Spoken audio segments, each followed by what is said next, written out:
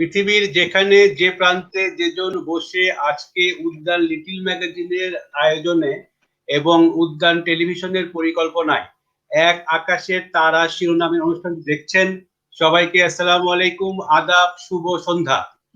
আমি তৌফিক জহুর আজকের এই অনুষ্ঠানটি সঞ্চালনার দায়িত্বে আছি। আজকে আমাদের সঙ্গে তিনজন অত্যন্ত গুরুত্বপূর্ণ ব্যক্তি যুক্ত হয়েছেন।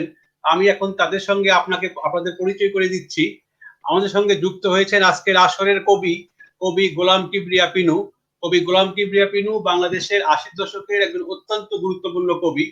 আমাদের সঙ্গে যুক্ত হয়েছেন বাংলাদেশের আবৃত্তি শিল্পী এবং খ্যাতিমান আবৃত্তি শিল্পী রূপসী চক্রবর্তী, এবং ভারত থেকে যুক্ত হয়েছেন আমাদের সকলের প্রিয় দিদি আবৃত্তি শিল্পী শর্মিষ্ঠা পাল। আমরা আর কথা না বাড়িয়ে ইতিমধ্যে আমাদের একটু সময় পার হয়ে গিয়েছে, আমরা অনুষ্ঠানে চলে যাচ্ছি। প্রথমেই আমি চলে যাচ্ছি আজকের আসরের কবি গোলাম কিবরিয়া পিনু ভাইয়ের কাছে। গোলাম কিবরিয়া পিনু ভাই, আপনি একটি কবিতা পাঠ করবেন। আপনি একটি কবিতা পাঠ করার মধ্য দিয়েই আমরা আসলে আজকের অনুষ্ঠানটি শুরু করছি। গোলাম কিবরিয়া পিনু ভাই।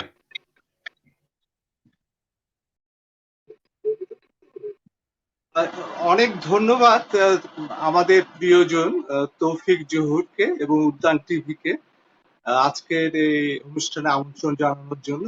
আমাদের সঙ্গে তো আছেন দুজন বিশিষ্ট বাচিক শিল্পী, কলকাতা থেকে শর্মিষ্ঠা পাল এবং বাংলাদেশ থেকে রূপশ্রী চক্রবর্তী, এবং যারা শুনছে তাদের প্রত্যেককে শ্রদ্ধা এবং শুভেচ্ছা জানিয়ে আমি একটি ছোট কবিতা পড়ি। প্রথমে একটা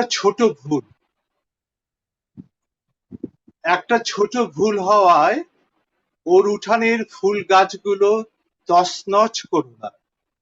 ওর বাড়িতে শুধু বাগান রয়েছে, ওর বাগানের কারণে আমাদের তল্লাটের সৌন্দর্য। একটা ছোট ভুল হওয়ায় ওদের গোয়াল ঘরে আগুন দিও না। ওদের গাভীর দুধে আমাদের সন্তানেরা পুষ্ট। ভূমিষ্ঠ হওয়া শিশু নিয়ে এখন রয়েছে অপেক্ষায় নতুন জননী। মানুষের একটা ছোট ভুল মাফ করে দিও। প্রত্যেক মানুষের কত রকমের ভুল, আর ওর চাঁদটা আকাশে ফুটেছে বলে ওর কালো চিহ্নটা জ্যোৎস্না প্লাবনে বড় বেশি হয়ে দেখা দেয়। ধন্যবাদ। ধন্যবাদ কবি গোলাম কিবরিয়া পিনু ভাই। এই পর্যায়ে আমি চলে যাচ্ছি আজকের অনুষ্ঠানের আবৃত্তি শিল্পী রূপসী চক্রবর্তীর কাছে। দিদি, আপনি যেহেতু অসুস্থ আজকে, তো আপনাকে আমি খুব বেশি চাপ দিব না। আপনি আজকে কথা বলবো আমরা শর্মিষ্ঠা পাল দিদির সঙ্গেই বেশি। তো আপনি একটি কবিতা আবৃত্তি করুন। আপনি একটি কবিতা আবৃত্তি করার মধ্য দিয়ে আমরা আজকে অনুষ্ঠানের শুভ সূচনা করি আর কি। আবৃত্তি শিল্পী রূপসী চক্রবর্তী দিদি, আপনার মাইকটা আনমিউট করে দিন। অনেক অনেক ধন্যবাদ জানাচ্ছি তৌফিক ভাই আপনাকে। উদ্যান টেলিভিশনকে অনেক ধন্যবাদ আমাকে এই চমৎকার মানুষদের সঙ্গে যুক্ত করার জন্য। পিনু ভাইকে দেখে খুব ভালো লাগছে, তিনি আমাদের প্রণম্য একজন, তার সঙ্গে আছি। আর আমি নমস্কার জানাচ্ছি দর্শক শ্রোতা যারা আছেন সবাইকে। শর্মিষ্ঠা দি, আপনার জন্য অনেক অনেক শুভকামনা। সম্মানিত দর্শক শ্রোতা, আমি আমার যে কোনো পরিবেশনা সবসময় শুরু করি বিশ্বকবি রবীন্দ্রনাথ ঠাকুরের যে কোনো একটি রচনা পড়ার মধ্য দিয়ে। আজকে তা করছি না, আজ পড়ছি রবীন্দ্রনাথ ঠাকুরকে নিবেদিত একটি কবিতা। রবীন্দ্রনাথ। সকল বর্ণমালা ঘেঁটে ঘেঁটে একটা জুৎসই বর্ণ খুঁজে পাচ্ছি না। একটা নতুন উপাধি দেব আপনাকে, সবাই সব নিয়ে গেছে আপনার জন্য। আমি এখন এই নিশুতি রাতে চাঁদের সামনে বসে তাকিয়ে আছি আমার আঙিনায়, আমার হাতের তালুতে একটা গাছ। ভোরের আলোয় আমি একটা গাছ রোপণ করব আঙিনায়, তার নাম রবীন্দ্রনাথ। শুরু করলাম রবীন্দ্রনাথ নামে একটি কবিতা। আর কবি হিসেবে যিনি এই চমৎকার কবিতাটি নির্মাণ করেছেন তিনি আমাদের সকলের সঙ্গেই আছেন, আমাদের প্রিয় সঞ্চালক তৌফিক জহুর। খুবই লজ্জা পেলাম দিদি, আসলে আমি এটা আশা করি নাই। ধন্যবাদ আপনাকে। এ পর্যায়ে আমি চলে যাচ্ছি আজকে আবৃত্তি শিল্পী শর্মিষ্ঠা পাল দিদির কাছে। দিদি আপনি আপনার প্রথম কবিতা দিয়ে আজকে শুরু করুন, আমরা এরপরে যাব আর অনেক সামনের দিকে। আবৃত্তি শিল্পী সংসদ দিদি। প্রথমেই তৌফিক জোহর, রূপশ্রী চক্রবর্তী এবং গোলাম কিবরিয়া পিনু, এই তিনজন মানুষকেই আমার শুভেচ্ছা, অভিনন্দন, ভালোবাসা। আসলে উদ্যান টিভির এই উদ্যোগে সামিল হয়ে আমারও খুব ভালো লাগছে। রবি ঠাকুরকে দিয়েই শুরু করি। এইমাত্র রূপশ্রী রবি ঠাকুরকে তৌফিকের কবিতা দিয়ে শুরু করেছেন, আমি রবি ঠাকুরের কবিতা দিয়ে শুরু করছি। শঙ্খ। তোমার শঙ্খ ধুলায় পড়ে কেমন করে সইব, বাতাস আলো গেল মোরে, এ কিরে দুর্দৈব। লড়বি কে আয় ধ্বজাবে, গান আছে যার ওঠ নাগে, চলবি যারা চল রেধে, আয় নারে নিঃশঙ্ক। ধুলায় পড়ে রইলছে ওই যে অভয় শঙ্খ। চলেছিলেম পূজার ঘরে সাজিয়ে ফুলের অর্ঘ, খুঁজি সারা দিনের তরে কোথায় শান্তি স্বর্গ। এবার আমার হৃদয় ক্ষত, ভেবেছিলেম হবে গত, ধুয়ে মলিন চিহ্ন যত, হব নিষ্কলঙ্ক। পথে দেখি ধুলায় নত তোমার মহাশঙ্খ। আরতদীপ এই কি জ্বালা, এই কি আমার সন্ধ্যা, গাঁথব রক্ত জবার মালা, হায় রজনীগন্ধা। ভেবেছিলেন যোঝাঝুঝি, মিটিয়ে পাবো বিরাম খুঁজি, চুকিয়ে দিয়ে ঋণের পুঁজি, লব তোমার অঙ্ক। হেন কালে ডাকলো বুঝি নীরব তব শঙ্খ। যৌবনেরই পরশমণি করাও তবে স্পর্শ, দীপক তানে উঠুক ধ্বনি, দীপ্ত প্রাণের হর্ষ। নিশার বক্ষ বিদার করে উদ্বোধনে গগন ভরে, অন্ধ দিকে দিগন্তরে জাগাও না আতঙ্ক। দুই হাতে আজ তুলব ধরে তোমার জয় শঙ্খ। জানি জানি তন্দ্রা মম রইবে না আর চক্ষে, জানি শ্রাবণ ধারা সম বান বাজিবে বক্ষে। কেউ বা ছুটে আসবে পাশে, কাঁদবে বা কেউ দীর্ঘশ্বাসে, দুঃস্বপনে কাঁপবে ত্রাসে সুপ্তির পর্যন্ত। বাজবে যে আজ মহুল্লাসে তোমার মহাশঙ্খ। তোমার কাছে আরাম চেয়ে পেলেম শুধু লজ্জা, এবার সকল অঙ্গ ছেয়ে পড়াও রণসজ্জা। আঘাত আসুক নব নব, আঘাত খেয়ে অচল রব, বক্ষে আমার দুঃখে তব বাজবে জয় ডঙ্ক। দেব সকল শক্তি, লব অভয় তব শঙ্খ।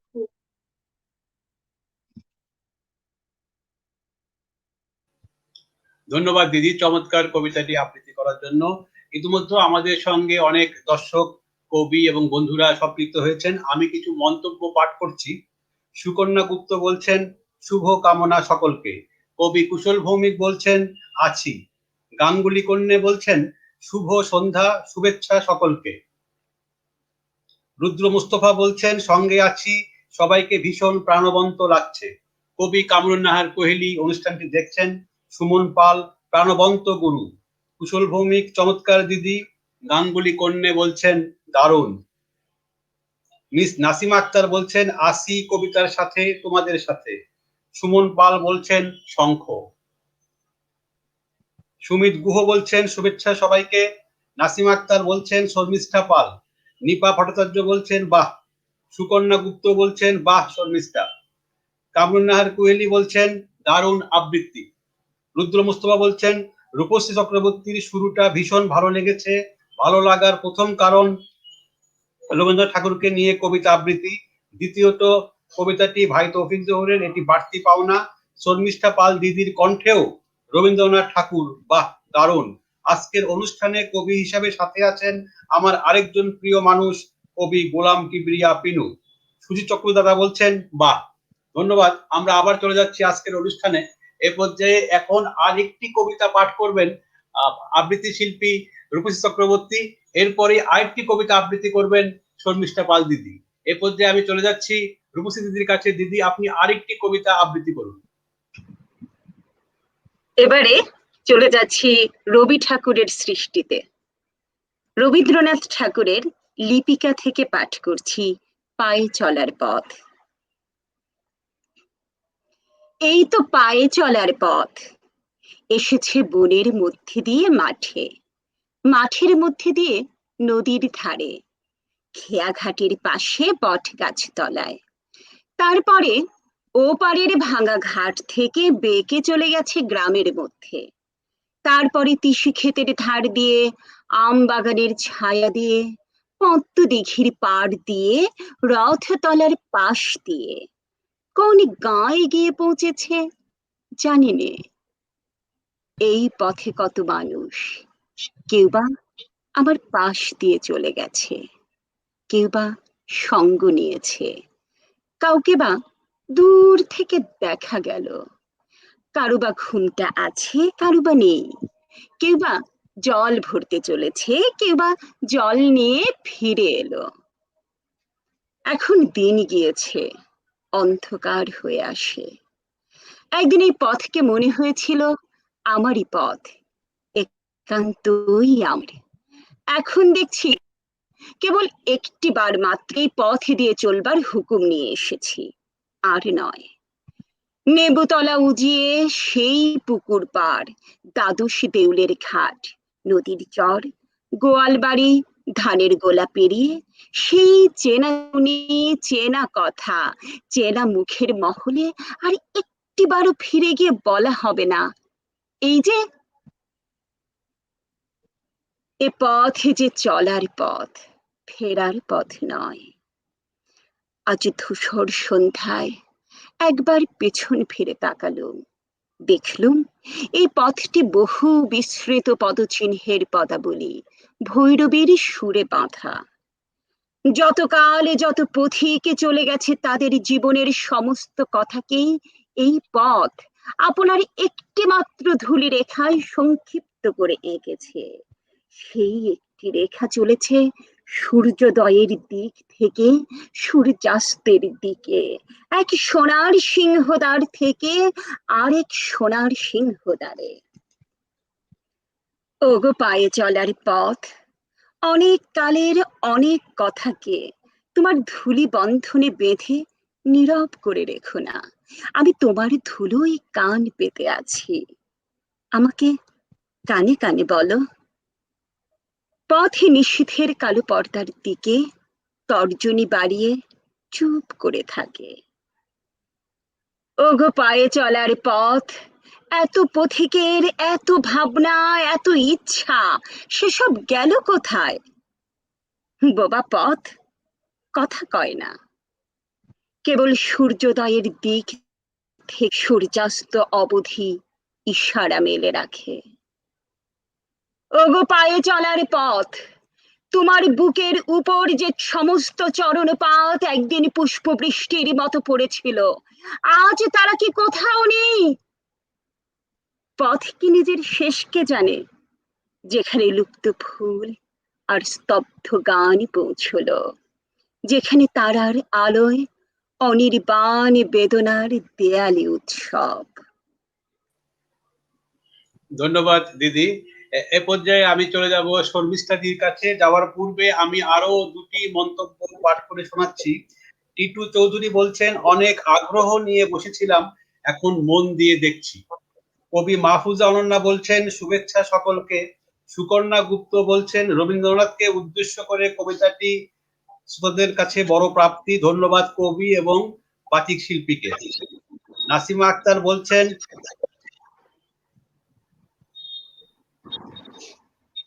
রূপসী চক্রবর্তীতে মুগ্ধ হলাম। শর্মিষ্ঠা পাল, সুমন পাল বলছেন, বার উপস্থিতি খুব ভালো। সুকন্যা গুপ্ত বলছেন, লিপিকার পাঠটি ভারী আন্তরিক। নিপা ভট্টাচার্য বলছেন, খুব ভালো লাগলো। ধন্যবাদ। এ পর্যায়ে আমরা চলে যাচ্ছি আবারও শর্মিষ্ঠাদির কাছে। শর্মিষ্ঠাদি, আপনি এখন একটি কবিতা আবারও আবৃত্তি করবেন, এরপরে আমরা চলে যাব কবির কাছে। শর্মিষ্ঠাদি। রবীন্দ্রনাথ রবি ঠাকুরকে যখন স্মরণ করলাম এবার আরেকজনকে স্মরণ করা, নজরুল ইসলাম, তার একটি প্রেমের কবিতা এবার আমি বলছি। ফাল্গুন। সখী পাতিস নে শিলা তলে পদ্ম পাতা, সখী দিস নে গোলাপ ছিটে খাসলো মাথা, যার অন্তরে ক্রন্দন করে হৃদি মন্থন, তারে হরি চন্দন কমলি মালা, সখী দিস নিকো দিস নেলো বড় সে জ্বালা। বল কেমনে নিবাই সখী বুকের আগুন, এলো খুন মাখা তুন নিয়ে খুনের আগুন, সেটি হানে হুল খুন সুরি, ফেটে পড়ে ফুল কুড়ি, আই বুড়ো আই বুড়ি বুকে ধরে খুন, যত বিরোহিনী নিমখুন কাটা ঘায়ে নুন, আজ লাল পানি পেয়ে দেখি সব কিছু চুর, সবে আতর বিলায় বায়ু বাতাবি নেবুর, হলো মাদার অসখ্যাল রঙন্ত নাজেহাল, লালে লাল ডালে ডালে পলাশ শিমুল, সখী তাহাদের মধুখরে মোড়ে বেঁধে হুল, নব সহকার মঞ্জরি সহভ্রমরি, চুমে ভোমরা নিপট হিয়া মরে গুমরি, কত ঘাটে ঘাটে সই সই ঘট ঘরে নীতি ওই, চোখে মুখে ফুটে কই আব রাঙা গাল, যত আধ ভাঙা ইঙ্গিত তত হয় লাল, আর সইতে পারিনে সই ফুল ঝামেলা, রাতে মল্লি চাপা সাঝে বেলা চামেলা, হ্যারো ফুটুলো মাধবী হুড়ি, রগমগ তরু পুরি, পথে পথে ফুল ঝুরি, সজিনা ফুলে এত ফুল দেখে কুলোবালা কুল না ভরে, সাজি বাটা ভরা ছাঁচি পান বেজনি হাতে, করে সজনী বিজন কত সজনী ছাতে, সেথা চোখে চোখে সংকেত কানে কথা যাও, ঢলে পড়া অঙ্কেতে মন মত খায়, আজ আমি ছাড়া আর সবে মন মত পায়, সখী মিষ্টি ও ঝাল মেশা একি এলো বায়, এ যে বুক যত চালা করে মুখ তত চায়, এ যে শরাবের মতো নেশায় পোড়া মলয় মেশা, ডাকে তাহে কুলো নাশা, কালা মুখ দিক যেন কাবাব করিতে বেঁধে কলিজাতে শিখ, এলো আলো রাধা ফাগ ভরি চাঁদের থালায়, চরে যোচনা আবির সারা শ্যাম সুষমায়, যত ডালপালা নিমফুন ফুলে ফুলে কুমকুম, চুরি বালা রুমঝুম হরির খেলা, শুধু নিরালায় কেঁদে মরি আমি একেলা, আজ সংকেত সংকিতা বনবিথিকায়, কত কুলবধূ ছেড়ে শাড়ি ফুলের কাঁটায়, সখী ভরা মোর এদুকুল, কাঁটাহীন শুধু ফুল, ফুলে এত বেঁধে হুল, ভালো ছিল হায়, সখী ছিঁড়িত দুকুল যদি ফুলের কাঁটায়। ধন্যবাদ দিদি চমৎকার আবৃত্তি করার জন্য। ইতিমধ্যে আরো কিছু মন্তব্য এসেছে, আসলে আসলে মন্তব্যগুলো আমাদের শোনা দরকার। শিবসুন্দর বালা বলছেন খুব খুব ভালো লাগছে প্রোগ্রাম। কবি শাহনাজ পারভিন বলছেন অভিনন্দন সকলকেই। টিটু চৌধুরী বলছেন সাহিত্য সংস্কৃতির এই মহামিলনের মধ্য দিয়ে আমাদের সম্প্রীতি আরো দৃঢ় হোক। দুই পাশ আনোয়ার বলছেন চমৎকার আবৃত্তি দিদি। শাহনাজ পারভিন বলছেন মন ভরে গেল, দারুণ আবৃত্তি দিদি। নিপা ভট্টাচার্য বলছেন অতুলনীয় শর্মিষ্ঠা, মুগ্ধতার রেশ রয়ে গেল। এ পর্যায়ে আমি চলে যাচ্ছি আজকের আসরের আমাদের সম্মানিত কবি গোলাম কিবরিয়া পিনু ভাইয়ের কাছে। পিনু ভাই, আমরা আপনার কাছ থেকে এখন একটি কবিতা পাঠ শুনবো এবং এই পাঠ শোনার পরে আমরা চলে যাবো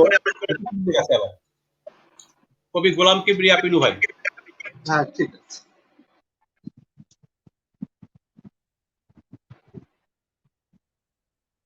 কবিতা শিরোনাম সুন্দরবনকে একা থাকতে দাও। সুন্দরবনকে একা থাকতে দাও, ওর নিঝুমতা নিয়ে একা থাকতে দাও, ওর পাখির কিচির মিচির নিয়ে, ওর ডেও পিঁপড়ে নিয়ে, ওর ঝুলন পূর্ণিমা নিয়ে, ওর নদীর জল শব্দ নিয়ে একা থাকতে দাও, একা থাকতে দাও। ওর গড়ান হেতাল, ওর গোলপাতা, ওর বাঘ হরিণ নিয়ে একা থাকতে দাও, ওর বাওয়ালি মোয়ালি নিয়ে রৌদ্র তাপে একা থাকতে দাও, ওর কচি পাতা পঞ্চমুখী জবা স্বর্ণলতা নিয়ে একা থাকতে দাও। ও তো কারো অনিষ্ট ডেকে আনেনি, মরণ কালো না, তবে কেন তার হচ্ছে? ওর নাভিশ্বাস উঠলে ওর নিঃশ্বাস উঠলে তোমারও হবে ওষ্ঠাগত প্রাণ, ওকে জমে টানলে তোমাকেও যেতে হবে লাশ কাটা ঘরে। সুন্দরবনকে একা থাকতে দাও, একা থাকতে দাও। ধন্যবাদ। ধন্যবাদ, ধন্যবাদ কবি গোলাম কিবরিয়া পিনু ভাই। আরো কিছু চমৎকার মন্তব্য এসেছে, আসলে সেইগুলো আমি পাঠ করছি এখন। সুকন্যা গুপ্ত বলছেন, শর্মিষ্ঠা, তোমার আবৃত্তি নিয়ে নতুন কিছু বলার নেই, বাহুল্য বর্জিত আর এত পরিমিত বোধ তোমার আবৃত্তিতে মন ভরানো। কবি নজরুলের কবিতাটি অনবদ্য নির্বাচন। কামনার কোয়েলি বলছেন, নজরুল স্মরণে দারুণ মুগ্ধ হলাম। সুমন পাল বলছেন, কবি নজরুলের কবিতা আবৃত্তি শর্মিষ্ঠার কণ্ঠে অপূর্ব। শাহনাজ পারভিন বলছেন, চমৎকার উপস্থাপনা প্রিয় কবি। সুমন পাল বলছেন, তৌফিকদার পরিচালনা খুব ভালো হচ্ছে। নাসিমা আক্তার বলছেন, অনেক শুভেচ্ছা পিনু ভাই। এই পর্যায়ে আমি চলে যাচ্ছি আবারও এখন রূপশ্রী দিদির কাছে। রূপশ্রী দিদি, আমি আপনার কাছ থেকে একটি কবিতা আবৃত্তি শুনবো এবং তারপরে চলে যাব আবারও শর্মিষ্ঠা দিদির কাছে, এবং এই আবৃত্তি শেষে আমরা চলে যাব আজকের নির্ধারিত কিছু প্রশ্ন রয়েছে আমাদের, সেগুলো চলে যাবো। এই পর্যায়ে কবিতা নিয়ে আসছেন কবি রূপশ্রী চক্রবর্তী। উপস্থিতি, আপনি একটি কবিতা আবৃত্তি করুন। ধন্যবাদ তৌফিক ভাই। আমাদের আজকের আসরের মধ্যমণি যিনি, ডক্টর গোলাম কিবরিয়া পিনু। পিনু ভাইয়ের একটি কবিতা পাঠ করছি। যে মানুষ আঘাতে সহ্য করে টিকে থাকতে পারে না, সে আদতে কোনো মানুষ নয়। সাম্রাজ্যকেও আঘাতে সহ্য করে টিকে থাকতে হয়। কত রক্তের দাগ, আঘাতের চিহ্ন, অপমানের দাগ ও ব্যর্থতার গ্লানি নিয়ে মানুষকে দাঁড়িয়ে থাকতে হয় নিজের ভূখণ্ডে। খণ্ড খণ্ড হয়ে থাকলে ঝোপঝাড়ের যে ইঁদুর ঝর্ণার জল খেতে আসে, সেও তোমাকে ঠোকরাবে। নেকড়ের কথা তো বাদই দিলাম।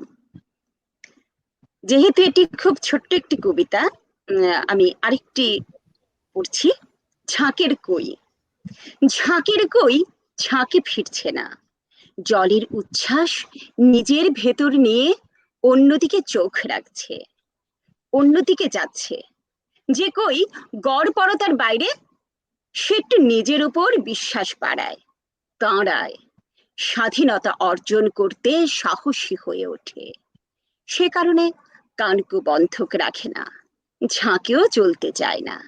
ঝাঁকের কই ঝাঁকে থাকে না। এই দুটি কবিতার মধ্যে কোথাও জানি আমি একটা সুর খুঁজে পেলাম, সেজন্যই একসঙ্গে পড়লাম। চমৎকার দুটি কবিতা পাঠ করলেন, এবং কবিতা দুটি লিখেছেন আজকের আসরের কবি ডক্টর গোলাম কিবরিয়া পিনু ভাই। ধন্যবাদ আপনাকে। আমি আরো কিছু মন্তব্য করছি। পৃথ্বীরাজ বলছেন, সুন্দরময় পরিবেশনা, সবাইকে সুন্দর লাগছে, সবার জন্য শুভকামনা। সুকন্যা গুপ্ত বলছেন, সুন্দরবন কবিতাটি অপূর্ব, কবি তৌফিক জহিরের সঞ্চালনা খুব ভালো লাগছে। সুমন পাল বলছেন, একা থাকতে দাও। গোলাম দাকে ধন্যবাদ, আমাদের বন্ধু মালা ঘোষ মিত্র অনুষ্ঠানটি দেখছে। পৃথ্বীরাজ বলছেন, দিদি অপেক্ষা করছি, দিদিকে আমরা এখনই আবার নিয়ে আসবো, দিদি একটু সবুর করুন। মালা ঘোষ মিত্র আবারও লিখছেন, শুভ সন্ধ্যা, সকল বন্ধুদের জানাই অফুরন্ত শুভেচ্ছা। পৃথ্বীরাজ বলছেন, রূপশ্রী দিদি অসাধারণ। শাহনাজ পারভিন বলছেন, দারুণ উচ্চারণ। রূপশ্রী চক্রবর্তী, অভিনন্দন। এ পর্যায়ে আমি চলে যাচ্ছি আবারও শর্মিষ্ঠাদির কাছে। শর্মিষ্ঠাদি, এবার আপনি আরেকটি আবৃত্তি শুনে দর্শকদের মনকে ভরিয়ে দিন। শর্মিষ্ঠাদি এখন কথা বলবেন এবং আবৃত্তি করবেন। শর্মিষ্ঠাদি। একটা কথা বলি, আমরা আমাদের জীবনে মা খুব ওতপ্রোতভাবে জড়িয়ে আছে প্রত্যেকের জীবনে। আর সেই মাকে আমরা ঠিকঠাক মতো হয়তো সবসময় দেখিও না, যে মা কি কি করছেন, মা তো করবেনই আমাদের জন্য। একটি কবিতা আছে বাংলাদেশের বিশিষ্ট কবি শামসুর রহমান, তার একটি কবিতা, কখনো আমার মাকে। আমি একটু সেই কবিতাটা আবৃত্তি করছি। কখনো আমার মাকে কোনো গান গাইতে শুনিনি, সেই কবে শিশু রাতে ঘুম পাড়ানিয়া গান গেয়ে আমাকে কখনো ঘুম পাড়াতেন কিনা আজ মনেই পড়ে না। যখন শরীরে তার বসন্তের সম্ভার আসেনি, যখন ছিলেন তিনি ঝড়ে আম কুড়িয়ে বেড়ানো বয়সের কাছাকাছি। হয়তো তখনও কোনো গান লতিয়ে ওঠেনি মিরে মিরে দুপুরে সন্ধ্যায়, পাছে গুরুজনদের কানে যায়। এবং স্বামীর সংসারে এসো মা আমার সারাক্ষণ ছিলেন নিশ্চুপ বড় বেশি নেপথ্যচারিণী। যত দূর জানা আছে, টপ্পা কি খেয়াল তাকে করেনি দখল কোনো দিন। মাছকোটা কিংবা হলুদ বাটার ফাঁকে, অথবা বিকেল বেলা নিকে উঠোন ধুয়ে মুছে বাসন কোসন সেলাইয়ের কলেজ ঝুঁকে আলনায় ঝুলিয়ে কাপড়, ছেঁড়া শার্টে রিফু কর্মে মেতে, আমাকে খেলার মাঠে পাঠিয়ে আদরে অবসরে চুল বাঁধবার ছলে কোনো গান গেয়েছেন কিনা। এত কাল কাছাকাছি আছি, তবু জানতে পারিনি যেন তিনি সব গান দুঃখ জাগানিয়া কোনো কাঠের সিন্ধুকে রেখেছেন বন্ধ করে আজীবন, এবং তাদের গ্রন্থিল শরীর থেকে কালে ভদ্রে সুর নয়, শুধু ন্যাপথলিনের তীব্র ঘ্রাণ ভেসে আসে। ধন্যবাদ দিদি, চমৎকার একটি কবিতা পাঠ করার জন্য। বাংলাদেশের 50 দশকের সবচেয়ে গুরুত্বপূর্ণ কবি শামসুর রহমান ভাই, এবং তার এই কবিতাটি আপনি মনোনীত করেছেন, এর জন্য আপনাকে অশেষ ধন্যবাদ। আরো কিছু মন্তব্য এসেছে, আমি সেগুলো পাঠ করছি। সুমন পাল বলছেন, পিনু ভাইকে ধন্যবাদ ঝাঁকের কোয়ের জন্য। সংঘমিত্রা নিয়োগী ত্রিপুরা থেকে আমাদের বন্ধু লিখছেন, শুভ সন্ধ্যা, অভিনন্দন 3 কবিকে। পৃথ্বীরাজ বলছেন, শর্মিষ্ঠাদি সত্যি অসাধারণ, দিদি রবীন্দ্রনাথ ঠাকুরের সাধারণ মেয়ে শুনতে চাই। সুকন্যা গুপ্তা, আহা শর্মিষ্ঠা। সুমন পাল বলছেন, কখনো আমার মাকে অপূর্ব অপূর্ব, শামসুরদার লেখা আর আমাদের সামনে শর্মিষ্ঠার উপস্থাপনা। শাহনাজ পারভীন বলছেন, প্রিয় কবি গোলাম কিবরিয়া পিনু ভাইয়ের কবিতা অসাধারণ উচ্চারণ করলেন, ভীষণ ভীষণ ভালো লাগলো। সংঘমিত্রা নিয়োগী বলছেন, কবি শামসুর রহমানের প্রতি অসংখ্য শ্রদ্ধা, অসাধারণ কবিতা পাঠ। এই পর্যায়ে আমি চলে যাচ্ছি আবারও রূপস্থিতির কাছে। রূপস্থিতি, আপনি এখন আবারও একটি কবিতা আবৃত্তি করবেন। আপনার কবিতা আবৃত্তি করার পরেই আমরা আবারও চলে যাব শর্মিষ্ঠাদির কাছে। এরপরে আসবে আমাদের সেই মহেন্দ্রক্ষণ, আমরা চলে যাব প্রশ্নোত্তর পর্বে। এ পর্যায়ে আবৃত্তি করছেন রূপসী চক্রবর্তী দিদি।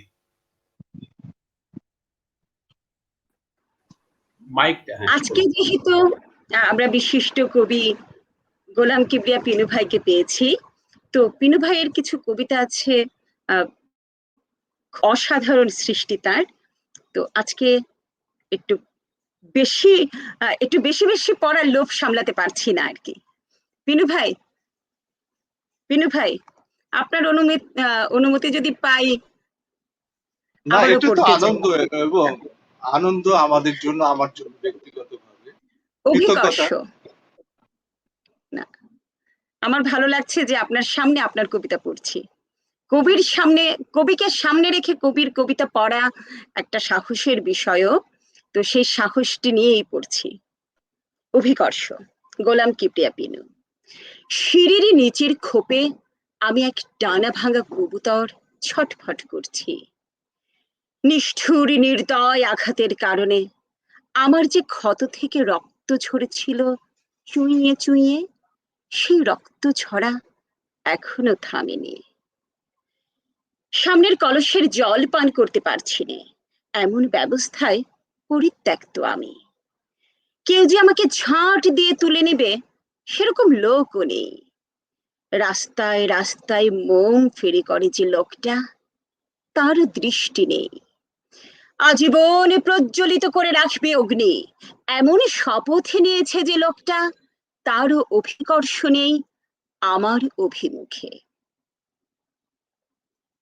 তৌফিক ভাই। জি রূপসিদ্ধি, ধন্যবাদ আপনাকে পিনু ভাই আরেকটি চমৎকার কবিতা আবৃত্তি করার জন্য। এ পর্যায়ে আমি চলে যাচ্ছি শর্মিষ্ঠাদির কাছে। শর্মিষ্ঠাদি, আপনি আরেকটি কবিতা আবৃত্তি করবেন, এরপরে আমরা চলে যাব প্রশ্নোত্তর পর্বে। এ পর্যায়ে কবিতা আবৃত্তি করছেন আবৃত্তি শিল্পী শর্মিষ্ঠা পাল দিদি। এবারে আমি একটু অন্যরকম কবিতায় যাব। কবি প্রবাল কুমার বসুর লেখা যখনই ভালোবাসতে চেয়েছি। যখনই ভালোবাসতে চেয়েছি সকলেই আমার কাছে শর্ত রেখেছে। কোনো শর্তই পূরণ করতে পারবো না বলে কারোর সঙ্গেই কখনো ভালোবাসার সম্পর্ক গড়ে তুলিনি। যখনই ভালোবাসতে চেয়েছি কোনো না কোনো কারণ দেখিয়ে এড়িয়ে গিয়েছে সকলে। কেউ অজুহাত দিয়েছে শীতের, কেউ বা বৃষ্টির। পাহাড়ের কাছে গিয়ে দেখেছি গভীর জঙ্গল। একটা ঝর্ণা রাস্তা খুঁজতে খুঁজতে ঢুকে পড়েছে তোমার ভিতরে। আর আমি সামান্য ভালোবাসার অপেক্ষায় থাকতে থাকতে একটু একটু করে অর্জিত সকল সঞ্চয় ফেলেছি হারিয়ে। যখনই ভালোবাসতে চেয়েছি আমার সামনে এসে দাঁড়িয়েছে একটা রেলগাড়ি। আমাকে দূরে কোথাও নিয়ে যেতে চায়। ভালোবাসতে গিয়ে কি তাহলে আমাকে দূরে সরে যেতে হবে? এই দ্বিধায় শেষ পর্যন্ত কাউকেই ভালোবাসা হয়ে ওঠেনি। আমি যখনই ভালোবাসতে চেয়েছি, বারবার যখনই ভালোবাসতে গিয়েছি, অচেনা অস্পষ্ট একটা মুখ বৃষ্টি ভেজা বিকেলের সোনালি আলোর মতো উদ্বেগহীন আমাকে ক্রমাগত বিপর্যস্ত করে। মনে করিয়ে দিয়েছে ভালোবাসতে না পারার অক্ষমতা। সেই মুখটা যে কার কিছুতেই বুঝে উঠতে পারিনি। ধন্যবাদ দি, চমৎকার একটি আবৃত্তি করার জন্য। আরো কিছু মন্তব্য এসেছে। আমাদের 90 দশকের কবি বন্ধু কবির হোসেন বলছেন, a good initiative to bring West Bengal and our poets together in a platform. Nipa Bhattacharya বলছেন, কবির অসাধারণ কবিতা উপস্থাপনাতেও অনবদ্য। সুকন্যা গুপ্ত বলছেন, যখন ভালোবাসতে চেয়েছি। সুমন পাল বলছেন, অসাধারণ, যখনই ভালোবাসতে চেয়েছি। পৃথ্বীরাজ বলছেন, রূপশ্রী দিদি এক কথায় অসাধারণ, বারবার শুনতে চাই এ মন তোমার জন্য, শুভকামনা, সবসময় বেড়াতে এসো, তোমার কবিতা শুনবো। টিটু চৌধুরী বলছেন, আমার মিষ্টি নজরুল ইসলামের কবিতা অসাধারণ উপস্থাপন করলো। এ পর্যায়ে আমি চলে যাচ্ছি আজকের আসরের কবি গোলাম কিবরিয়া পিনু ভাইয়ের কাছে। পিনু ভাই, আমরা একটি প্রশ্ন আপনাকে করব, এই প্রশ্নটি আপনি উত্তর দিবেন এবং তারপরে আমরা চলে যাব আজকের আমন্ত্রিত দুজন আবৃত্তি শিল্পীর কাছে প্রশ্নোত্তর নিয়ে। আপনার কাছে যে প্রশ্নটি করতে যাচ্ছি এখন, বাচিক শিল্পীদের নিয়ে একটি অভিযোগ প্রায় করা হয় যে বাচিক শিল্পীদের কারণে ভালো কবিতার চাইতে দুর্বল গল্প প্রধান কবিতাগুলো বেশি জনপ্রিয় হয়ে যায়। এই বিষয়ে আপনার মন্তব্য কি বা বক্তব্য কি, একজন কবি হিসাবে আপনি বলবেন? আপনি লক্ষ্য করবেন যে আমরা কিন্তু আজকের অনুষ্ঠানের শিরোনাম দিয়েছি এক আকাশের তারা। অনেক ধন্যবাদ তৌফিক জহুর। আসলে আবৃত্তি শিল্পীরা তো আমাদেরই সহযাত্রী, কবিতার সহযাত্রী। তারা কবিতাকে যে বোধ তিনি কবিতায় সঞ্চারিত করেন, কবিতায় মানুষের মধ্যে, আবৃত্তি শিল্পীরা, আমরা মনে করি যে বাংলা কবিতার যে জনপ্রিয়তা এবং বাংলা কবিতা যে জনগণের কাছে নিয়ে যাওয়া বিস্তৃত পটভূমি রয়েছে, সেখানে আবৃত্তি শিল্পীদের অবদান নিঃসন্দেহে রয়েছে। আমরা জানি যে বাংলাদেশের কবিতা, পশ্চিমবঙ্গের কবিতা হচ্ছে কারণে স্বাভাবিকভাবে আবৃত্তি শিল্পীদের স্বাধীনতা রয়েছে কোন কবিতা নির্বাচিত করবে, কোন কবিতা মানুষের কাছে নিয়ে যাওয়া সহজ হবে, সুন্দর হবে, মানুষের কাছে পৌঁছে যাবে। তাদের এটা নিজস্ব বিচার বিবেচনা বোধ থেকে তারা কবিতা নির্বাচন করে। আমিও মনে করি যে কবিতা তো অনেক ধরনের, কোনটা ভালো কবিতা কোনটা খারাপ কবিতা সেটা না বলে বলি যে অনেক কবিতা আছে যেটা হয়তো আবৃত্তিযোগ্য হয়ে ওঠে না। অনেক কবিতা আছে যে ঘরে বই শুয়ে শুয়ে পড়তে হয়, চোখ লাগিয়ে অক্ষরগুলোকে জীবন্ত চোখের সামনে নিয়ে সেই কবিতা অনুভব করতে হয়। সেই কবিতা তো অনেক সময় আবৃত্তিযোগ্য হয়ে ওঠে না। সেটা হয়তো ভালো কবিতা। আবার যে কবিতা আবৃত্তি শিল্পীর কণ্ঠে ধারণ করা হয় সে কবিতাও ভালো। আমরা জানি যে বাংলা কবিতায় অনেকগুলো ধারা রয়েছে, অনেক ধরনের কবিতা রয়েছে, অনেক বৈচিত্র্যময় কবিতা রয়েছে। সেই ক্ষেত্রে আমি বলি যে বিশেষ করে শিল্পীদের যারা মানে বাচিক শিল্পী তাদেরকে দোষারোপ করা ঠিক না। কেননা আমরা মনে করি যে আমরা বাচিক শিল্পী এবং কবিরা হাত ধরাধরি করে বাংলা কবিতার যে বিশাল জগৎ সেটাকে সমৃদ্ধ করছে, এটা আমি মনে করি। আর বিশেষ করে বলতে চাই যে আমাদের কবিতা বিশেষ করে একটা লক্ষণীয় বিষয় বা পর্যবেক্ষণের বিষয় যে কবিতা আবৃত্তি কখন হয়। আমরা দেখি বিশেষ করে এই নজরুল রবীন্দ্র জয়ন্তীতে হয়, বাংলাদেশের প্রেক্ষাপটে বলছি, বিজয় দিবসে হয়, 21শে ফেব্রুয়ারিতে হয়, স্বাধীনতা দিবসে হয়। স্বাভাবিকভাবে এইসব দিবসকে কেন্দ্র করে আমরা দেখি যে কবিতা আবৃত্তিটা জোরালো হয় এবং বিকশিত হয়েছে। এই ধরনের দিবসকে কেন্দ্র করে যেসব কবিতা পড়া হয় সেই সব দিবসে পরিপূরক কবিতা উচ্চারণে আমরা বাচিক শিল্পীদের কণ্ঠে প্রধানত পাই। তারপরে অন্যান্য কবিতাও তারা উচ্চারণ করেন তাদের কণ্ঠে। সে কারণে বলা যাবে না যে ভালো কবিতা তারা ধারণ করেন না, এটা ঠিক না আমার মনে হয়। তাহলে খণ্ডিত করা হবে, তাহলে যারা বাচিক শিল্পী আছে তাদের বিবেচনা বোধকেও প্রশ্নবিদ্ধ করা হবে। আমি মনে করি যে যারা কবিতা উচ্চারণ করেন, বাচিক শিল্পী রয়েছেন, তারা গভীরভাবে কবিতা পড়েন, অনুভব করেন এবং কবিতাকে বিশ্লেষণ করেন। সেই দিক থেকে মনে করি যে বাচিক শিল্পী এবং কবিরা উভয় বাংলা কবিতার যে মূলধারা সেটাকে বিকশিত করছে, সেটাকে দিতে প্রমাণ করছে। ধন্যবাদ। ধন্যবাদ পিনু ভাই। সুকন্যা গুপ্তা বলছেন খুব গুরুত্বপূর্ণ প্রসঙ্গ ও প্রশ্ন, খুব সুন্দর বলেছেন কবি গোলাম কিবরিয়া পিনু। বই পড়া কখনো শুয়ে শুয়ে চোখ লাগিয়ে পড়তে হয়, একদম ঠিক, আন্তরিক অনুভূতিতে বললেন। ত্রিপুরা থেকে আমাদের বন্ধু কবি সংঘমিত্রা নিয়োগী বলছেন, শ্রদ্ধেয় কবি পিনু ভাই, আমার আন্তরিক শ্রদ্ধা। ওনার কবিতা আজকে প্রথম শুনে আরো শোনার আগ্রহ বেড়ে গেছে। কবির উপস্থিতিকেও অসংখ্য ধন্যবাদ পাঠ করার জন্য। কামরুন নাহার কোহেলি বলছেন, খুব সুন্দর বলেছেন কবি। এই পর্যায়ে আমি চলে যাচ্ছি প্রশ্নোত্তর পর্বে। আজকে প্রথম প্রশ্নটি করব শর্মিষ্ঠা পাল দিকে। শর্মিষ্ঠা দি, আপনাকেও এই প্রশ্নটা কাছাকাছি একটি প্রশ্ন করছি আমি। প্রশ্নটি এরকম, কখনো কখনো কণ্ঠস্বরের কৃত্রিমতা এবং অতি আবেগ প্রয়োগে কবির ভাবনা থেকে কবিতাকে দূরে সরিয়ে দেওয়া হয়, এই অভিযোগ বা এই বিষয়ে আপনি কি বলবেন? শর্মিষ্ঠা দি। হ্যাঁ, প্রথমত কথাটা হচ্ছে যিনি আবৃত্তি করছেন এটা কিন্তু সম্পূর্ণ তার উপর নির্ভর করে। এবার আমার প্রথম কথা হচ্ছে, যদি যে আবৃত্তি করবেন, যিনি আবৃত্তি করবেন, যেমন ভাই বললেন যে আগে কবিতাটা ভালো করে পড়তে হবে, বুঝতে হবে, তারপরে দর্শকের সামনে সেটি বলতে হবে। আমি নিজে যদি না বুঝি এবং সেই কবিতাটা তখন প্রেজেন্ট করতে যাই, তখন অবশ্যই অনেক সময় ভুলভাল আবেগ, ভুলভাল কথা হয়ে যেতে পারে। কিন্তু যারা সঠিকভাবে পড়াশোনাটা করেন এবং কবিতাটা বুঝে বলেন, তাদের বোধহয় এই বাড়তি আবেগ বা নাটকীয়তা, কবিতা তো নাটক করার জিনিস নয় আসলে। কবিতার এমন একটা মাধ্যম যেটা সব থেকে সুচারু মাধ্যম, যেখানে গিয়ে আমরা একটা 10 পাতার উপন্যাস, মানে একটা 10 পাতার গল্প পড়ছি, সেই গল্পটাই কবিতা 10 লাইনে ধারণ করছে। তার মানে সেই কবিতাটা কি সেই 10 পাতার গল্পটার নাটকটাকে ধারণ করছে? না, ওটা নির্যাসটাকে ধারণ করছে।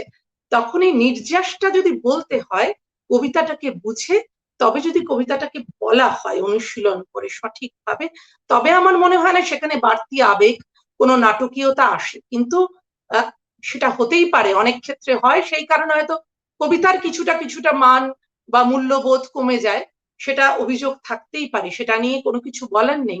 তবে আমার কাছে আমার মনে হয় যখনই কবিতা আমি আবৃত্তি করব, তখন সেই কবিতার প্রতি সুবিচার করা অবশ্যই উচিত, অবশ্যই।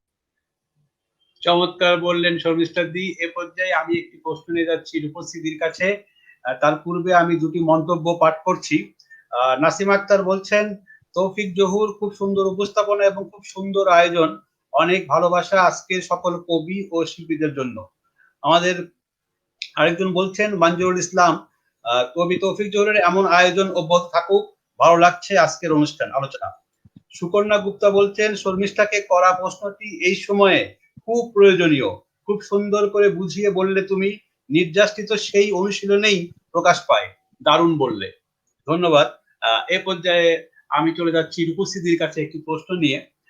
বাচিক শিল্পী বা আবৃত্তি শিল্পীদের আবৃত্তির মধ্যে একটি প্রাণ ভোমরার অস্তিত্ব খুঁজে পাওয়া যায়, ফলে একটি কবিতা জীবন্ত হয়ে ওঠে।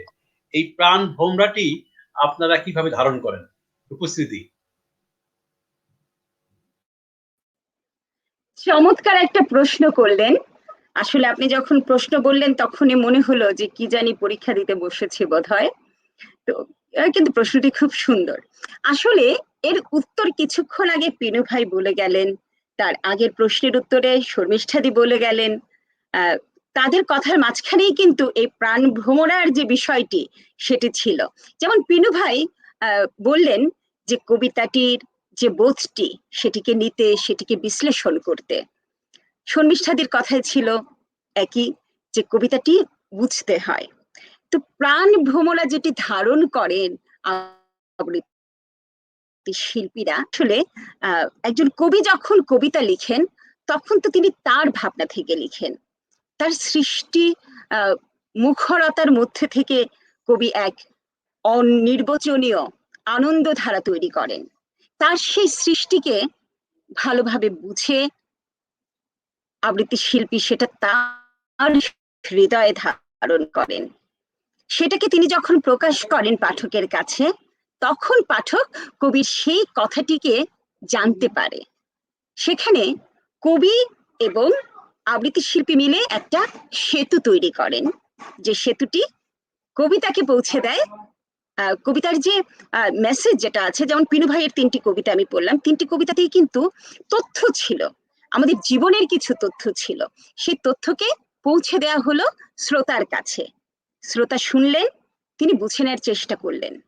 তো এই প্রাণ ভ্রমরাটা আপনি বললেন যে কিভাবে আসলে একজন আবৃত্তি শিল্পী ধারণ করেন। না, শুধু ধারণ করার তো বিষয়টা না, ধারণের সঙ্গে লালন তার প্রকাশের বিষয়টা আছে।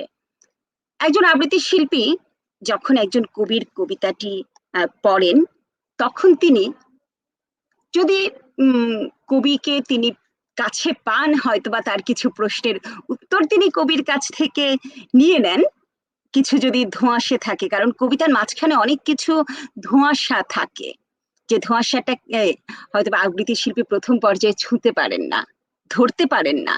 সেক্ষেত্রে কবি যদি তার সামনে থাকেন, কবির কাছ থেকে তিনি বুঝে নিতে পারেন। কিন্তু সেই কবি যদি তার সামনে না থাকেন, কিংবা যোগাযোগের চেষ্টা সব জায়গাতেই যদি ব্যর্থ হয়, তখন আবৃত্তি শিল্পী কি করেন? আবৃত্তি শিল্পী তার বোধ দিয়ে সেই কবিতাটির অন্তরের অন্তরে কি কথা আছে সেটিকে তিনি গ্রহণ করেন। তারপরে সেখানে ভাব, রস, ছন্দের প্রয়োগ হয়, তাল লয়ের একটা প্রয়োগ থাকতে পারে। সেই সঙ্গে সেই জায়গাটায় তার যে আবেগের যে প্রয়োগটা আছে, আমরা রস বলি, সেই রসের একটা সুন্দর সম্মিলন ঘটাতে হবে। উচ্চারণের একটা বিষয় আছে, প্রমিত উচ্চারণের বিষয়টা তাকে খেয়াল রাখতে হবে একজন আবৃত্তি শিল্পীকে। এভাবেই কিন্তু আবৃত্তি শিল্পী তার প্রাণ ভ্রমরাটাকে সযত্নে লালন করেন, যার ফলে একটা আবৃত্তি হয়তো একটা কবিতা হয়তো আবৃত্তি যোগ্য হয়ে ওঠে, এবং সেই আবৃত্তি আমাদের শ্রোতাদের কাছে পৌঁছে যায়, শ্রোতা প্রিয়তা লাভ করে। আমি হয়তো জহুর ভাই জানি না আপনার প্রশ্নের ঠিকঠাক ভাবে উত্তর দিতে পেরেছি কিনা। হ্যাঁ, পেরেছেন। চমৎকার করে বললেন আপনি। এ পর্যায়ে আমি আরো 2-3টি মন্তব্য পাঠ করছি। আমাদের বন্ধু চৈতালি বসু বলছেন শুনছি। টিটু চৌধুরী বলছেন এক আকাশের তারা শিরোনামটা একদম যথোপযুক্ত। আকাশ যেমন ভাগ করা যায় না, তারাও তেমনি ভাগ করা যায় না, ঠিক তেমনি সংকীর্ণ মনোবৃত্তি নিয়ে আমাদের হৃদয়কে ভাগ করা যায় না, এক আকাশের মতোই দুই বাংলার এক হৃদয়। সুমন পাল বলছেন শর্মিষ্ঠার ব্যাখ্যা খুব প্রাসঙ্গিক। চৈতালি বসু আবারও লিখছেন শুরুটা মিস করেছি, অবশ্য করেই শুনে নেব। সুকন্যা গুপ্তা বলছেন ভালো বললেন রূপশ্রী দিদি, ধন্যবাদ। এই পর্যায়ে আমরা চলে যাচ্ছি পিনু ভাইয়ের কাছে একটি প্রশ্ন নিয়ে। যেহেতু আমাদের আবৃত্তি শিল্পীরা দুটি চমৎকার প্রশ্নের উত্তর দিয়েছেন, এবার আমরা পিনু ভাইয়ের কাছে একটি প্রশ্ন করব। পিনু ভাই, কবিতা হলো প্রতিবার এক নতুন অভিজ্ঞতা, এই অভিজ্ঞতাটি আপনি কিভাবে অর্জন করেন? তৌফিক তো আমাদেরকে প্রশ্ন করে জর্জরিত করে দিচ্ছেন এবং খুব গভীর প্রশ্ন করছেন। আহ, এটা ঠিক যে অভিজ্ঞতার ব্যাপার, তবে আমার কাছে মনে হয় যে আজকে যারা আমরা কবিতা লিখি তারা অগ্রসরমান মানুষ, শুধু নিছক অক্ষরজীবী নন। তারা কোনো আকাশ থেকে পড়েন না, তারা স্বভাব কবিও নন, তারা এই যুগের কবি। আমরা যারা কবিতা লিখি তারা আমরা মনে করি যে তাদের একটা মননশীলতা তৈরি হয়ে থাকে তার শিক্ষা থেকে, তার অভিজ্ঞতা থেকে, তার পর্যবেক্ষণ থেকে, তার নৈতিকতা থেকে, তার দর্শন থেকে, তার বিচার বিবেচনা থেকে। এইভাবে একটা কবি তার ভিতরে একটা একটা ভিত্তিমূল তৈরি করে, একটা পাটাতন তৈরি করে, এবং সেই পাটাতনে দাঁড়িয়ে থেকে সে কবিতা লিখে। এবং যখন আজকের যুগে কবিরা কবিতা লিখবে তখন বিজ্ঞান আসবে, প্রযুক্তি আসবে, দর্শন আসবে, ইতিহাস আসবে, এগুলো মিলে আজকের কবিরা তাদের মনোজগৎটা তৈরি করে রেখেছে। এবং সেই মনোজগতের ভিত্তিমূলে দাঁড়িয়ে থেকে তার খন্ড খন্ড অভিজ্ঞতা যে অনুরণিত হয়, জীবনের যে অভিঘাতগুলো তাকে স্পর্শ করে, সেগুলোকে ধরেই তিনি কবিতা লিখেন এবং সেগুলোর মধ্য দিয়ে কবিতা তৈরি হয়। এই যুগের কবিরা যে শব্দটি ব্যবহার করবেন সেটা তার মননশীলতায় অবগাহন করেই করবেন। এমন একটি মানে স্বভাব কবির মতো করবেন না। আমার কাছে মনে হয় যে একটা মনে আসলে আমি লিখলাম, আমাকে অনেক কিছু বিচার বিবেচনা, আমি যখন নারী বিষয়ক একটা কবিতা লিখবো তখন নারীর মর্যাদা এই যুগে কিরকম হওয়া উচিত সেটাও আমি বিচার বিবেচনায় রাখবো। কোন শব্দটা নারীর মর্যাদাকে ক্ষুণ্ণ করবে না সেটাও বিচার বিবেচনা করতে হবে। এইভাবে কবি, আধুনিক কবিরা তার কবিতা নির্মাণ করেন বলে আমি মনে করি। আর অভিজ্ঞতার কথা বললেন, আমি মনে করি যে অনেক সময় অনেক খণ্ডিত অভিজ্ঞতা, স্মৃতিলগ্ন অভিজ্ঞতা, আমি হয়তো রিক্সা দিয়ে যাচ্ছি বা আমি কোনো ব্যাংকে গিয়ে আছে, সেদিন একটা কবিতা লিখলাম, সংবাদে ছাপা হলো। আমি দেখলাম যে আমরা বসে আছি ব্যাংকে টাকা জমা দেওয়ার সময়, একটা ময়লার ঝুড়ি সামনে আছে, কিন্তু একটা লোক সমস্ত কাগজ আপনার হচ্ছে 3 হাত দূরে ময়লা ঝুড়িটা, কিন্তু আমি দেখলাম যে সেই লোকটা অনেক কাগজ লিখে ফেলে দিচ্ছে তার পায়ের কাছে, মনে করলো যে কেউ তাকে দেখলো না। এবং সে কিন্তু তার নৈতিক একটা দায় ছিল যে ওই কাগজগুলো, টুকরো কাগজগুলো তার পায়ের নিচে না ফেলে দিয়ে ময়লা ঝুড়িতে ফেলা দরকার। আমি এটা দেখে আমার কাছে অনুরণিত হলো একটা কবিতা লেখার বিষয় হতো, তাৎক্ষণিক বিষয়। আমি তখন ময়লা ঝুড়ি নামে একটা কবিতা লিখলাম। এইভাবে অনেক খণ্ডিত জীবনের চিত্র অনুরণিত হয়, সেটা পথ চলতে, জীবন চলতে, পেশাগত ভাবে, আন্দোলনে থেকে, রাজপথে থেকে, অনেক ভাবনার মধ্য দিয়ে সে খণ্ডিত জীবনের মধ্য দিয়ে অখণ্ড জীবনের প্রতিচ্ছবি কবিরা রচনা করে। এবং সেই রচনার মধ্য দিয়ে তার যে দর্শন, তার নৈতিকতা, তার পর্যবেক্ষণমূলক যে বিচার বিবেচনা বোধ, সেগুলোই কবিতায় উস্কে দেয় বলে আমি মনে করি। এটুকু বলি। ধন্যবাদ। ধন্যবাদ কবি গোলাম কিবরিয়া পিনু ভাই। ইতিমধ্যে আমাদের আরো কিছু মন্তব্য এসেছে। আমাদের 90 দশকের কবি এবং বন্ধু জ্যোতি পোদ্দার বলছেন, কবি গোলাম কিবরিয়া পিনু বেশ গুছিয়ে বলেন। পশ্চিমবঙ্গ থেকে 80 দশকের গুরুত্বপূর্ণ কবি দাদা শমীক বসু লিখছেন, চমৎকার বলছেন পিনু ভাই। কবি মাহফুজা অনন্যা বলছেন, ঋদ্ধ হচ্ছি কবি গোলাম কিবরিয়া পিনুর কথায়, মনোযোগ দিয়ে শুনছি, খুব ভালো লাগছে। শাহনাজ পারভিন বলছেন, খুব প্রয়োজনীয় কথা বললেন পিনু ভাই। এ পর্যায়ে আমরা চলে যাচ্ছি আবারও আবৃত্তিতে। এ পর্যায়ে আবৃত্তি নিয়ে আসছেন কবি, আবৃত্তি শিল্পী শর্মিষ্ঠা দি। দিদি, আপনি আবার একটি আবৃত্তি করবেন, এরপরই আবৃত্তি করবেন আমাদের আজকের উপস্থিতি। শর্মিষ্ঠা দি এখন একটি আবৃত্তি করবেন।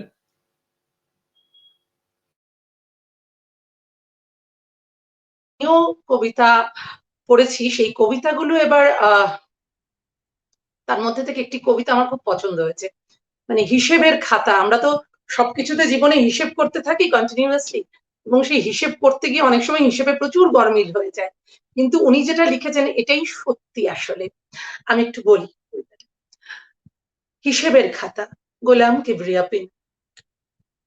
সবকিছুর জন্য হিসেবের খাতা খুলতে হয় না, যোগ বিয়োগ করতে হয় না। হিসেবের খাতা খুললেই স্নেহ কর্পূর হয়ে উড়ে যায়, যোগ বিয়োগ করলেই ভালোবাসা বাষ্প হয়ে উড়ে যায়। গুণ ভাগ যদি করো, আত্মীয়তা অদৃশ্য হয়ে যায়। সুদ আসলের হিসেব করলেই বন্ধুত্বতা জলে দ্রবীভূত হয়ে যায়।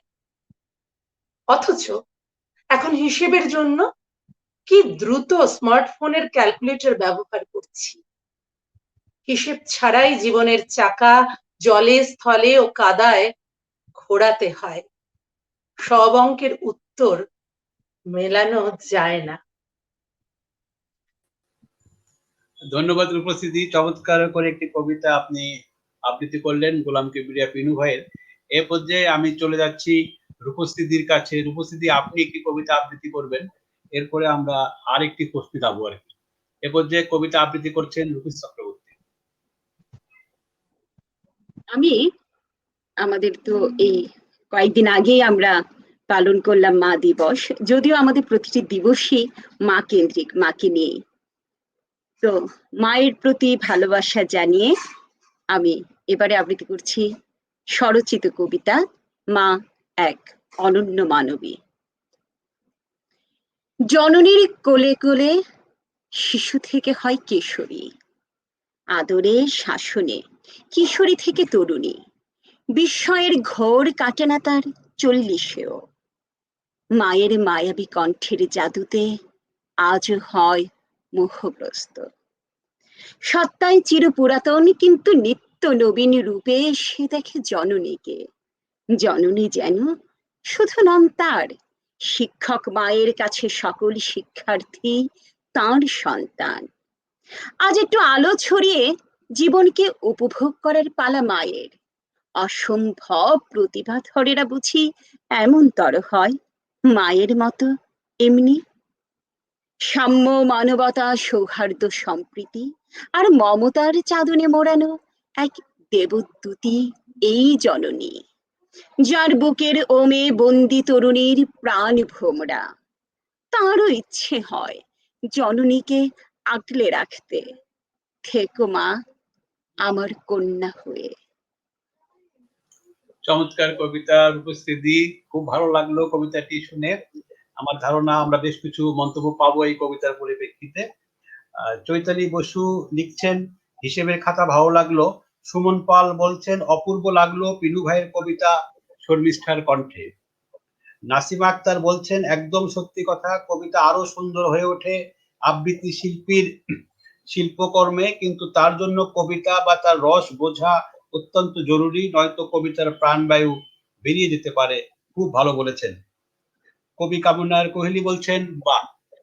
এ পর্যায়ে আমরা চলে যাচ্ছি আবারও একটি কমন প্রশ্নে। এই প্রশ্নটি আজকের আমন্ত্রিত দুজন আবৃত্তি শিল্পীর কাছে রাখা হবে। একটি প্রশ্ন আপনি দুইজনে উত্তর করবেন। তো আগে আমি জেনে নিচ্ছি, আপনারাই বলুন, প্রথমে কে উত্তর দিবেন? রমেশটা দি উত্তর দিবেন আগে নাকি রূপসী আগে? আমাদের মিষ্টি দিদি। তাহলে শর্মিষ্ঠা দি আগে উত্তর দিন। এই একই হ্যাঁ, প্রশ্ন, আজকের অনুষ্ঠানের শেষ প্রশ্ন। শর্মিষ্ঠা দি, আপনার প্রতি রাখছি, অন্তমিল সদৃশ কবিতা, ছন্দ কবিতা, গদ্য কবিতা, কবিতা নানা ফর্মের মধ্যে কোন ফর্মে আবৃত্তি করতে আপনি স্বাচ্ছন্দ্য বোধ করেন এবং কেন?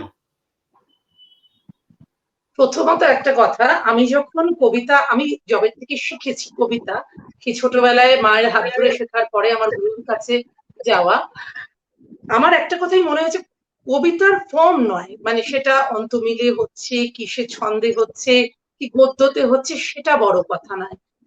যে কবিতা আমার মনকে ছুঁয়ে যায়, যে কবিতা পড়ে মনে হয় যে আবার পড়ি, এবং কবিতাটা আমার নিজের পাঠ করতে তারপরে আবৃত্তি করতে ভীষণ ভালো লাগে, তখন সেই জন্য আমার কোনো আলাদা আলাদা কোনো ভাব করা নেই। যা আমার ভালো লাগে পড়তে এবং আমি যেটাকে সবসময় প্রেজেন্ট করতে পারি বা আমি নিজে উপস্থাপন করতে পারি, আমার বোধের জায়গায় গিয়ে কোথাও নাড়া দেয়, আমি সেই কবিতাই বলতে ভালোবাসি। আসলে আমার এরকম ভাবে কোনো ছন্দ অন্তমিল বা কোনো কিছু নেই, ভাগ নেই, আমি সব ধরনের কবিতা পড়ি। আমার কবিতা পড়তে এত ভালো লাগে, আমি সবসময় যে কবিতা পড়ি সে কবিতায় গিয়ে যে স্টেজে আবৃত্তি করব এরকম কোনো ব্যাপার থাকে না। আমি অনেক সময় কবিতা আমার নিজের জন্য পড়ি, আর কিছু কবিতা অবশ্যই পারফরমেন্স করতে গেলে আমাদের অনেক কবিতা পড়তে হয়, এবং আমি মনে করি যে পড়তে হয়, পড়াটা খুব জরুরি। তারপরে তখন মনে হয় যে এই কবিতাটা আমি গিয়ে মানুষের সামনে বলতে পারি, মানুষ আমার কবিতাটা বুঝতে পারবে। তাই কবিতা নিয়ে আমার কোনো মানে ভেদাভেদ নেই, যে কোনো রকমের কবিতা আমি পড়তে খুব পছন্দ করি। এটাই। ধন্যবাদ শর্মিষ্ঠা দি, খুবই চমৎকার করে বলার জন্য। সুমন পাল বলছেন খুব ভালো লাগলো মা কবিতাটি পাঠ। জ্যোতি পোদ্দার বলছেন রূপশ্রীকে ধন্যবাদ, ভরাট কণ্ঠ। দাদা শ্রমিক বসু বলছেন আবৃত্তিকারেরা প্রথমত বিষয়কেই গুরুত্ব দেন, তাতে কি মৌলিক কবিতা থেকে দর্শক বঞ্চিত হলো না? আমরা এই সম্পূর্ণ প্রশ্নটিতে পরে আসবো, এই প্রশ্নটি অবশ্যই জানবো আমরা আপনাদের কাছ থেকে। তো এই পর্যায়ে একই প্রশ্ন নিয়ে আমি যাচ্ছি রূপশ্রীদির কাছে। অন্তমিল সদৃশ কবিতা, ছন্দ কবিতা এবং গদ্য কবিতা, কবিতার এই যে নানান ফর্ম, এর মধ্যে কোন ফর্মে আপনি আবৃত্তি করতে স্বাচ্ছন্দ্য বোধ করেন এবং কেন? রূপশ্রীদি,